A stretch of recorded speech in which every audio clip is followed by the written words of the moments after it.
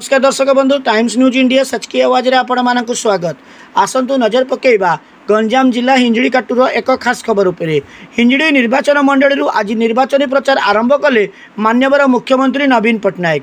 गंजाम जिला हिंजड़ी 24/4/2023 ओडिशा रे उभय लोकसभा एवं विधानसभा निर्वाचन होगा जाउछि। 5टी पर्याय निर्वाचन परिचालित होब। याकु दृष्टि रखी बिजु जनता दल तरफ आज हिंजड़ी बीजेडी सुप्रीमो नवीन पट्टनायक प्रथम निर्वाचन प्रचार आरंभ करिसेंती। सकाळ 10:30 समय हिंजड़ी रे एवं 11:30 समय शेरगढ़ रे पहुंचवा सह हिंजड़ी निर्वाचन प्रचार शुभारंभ उद्घाटन करथिले। गंजाम जिलार 2 लोकसभा आसन ब्रह्मपुर रे आगामी मई 13 तारिख एवं आसिका लोकसभा आसन तत्सह संलग्न विधानसभा मई 20 तारिख दिन निर्वाचन हम।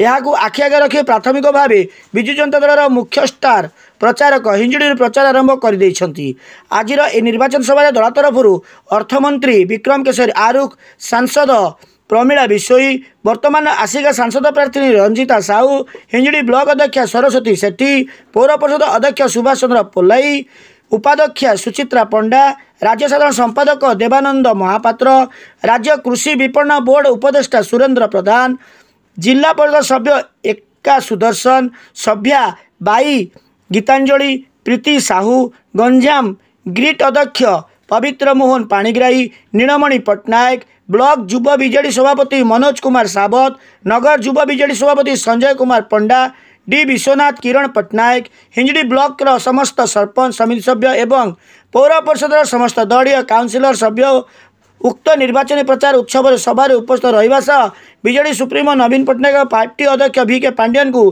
पुष्पमाल्य सह स्वागत संबर्धना जणाई मंचासीन कराइथिले। निजर पारंपरिक आसन हिंजड़ी रे पुनः तथा षष्ठ थर पर निर्वाचन मैदान नवीन पट्टनायक विधायक भाव निर्वाचन लड़ुवा जो हिंजड़ी अंचल में प्रमुख दलीय नेतृवृंद मंच उपर पुनः स्वागत सह धन्यवाद अर्पण करथिले एवं हुलहुली सह करताली वृष्टि करथिले। हिंजड़ी काटीरू जिला प्रतिनिधि Krishnachandra Samantaray report, Times News India सच की आवाज।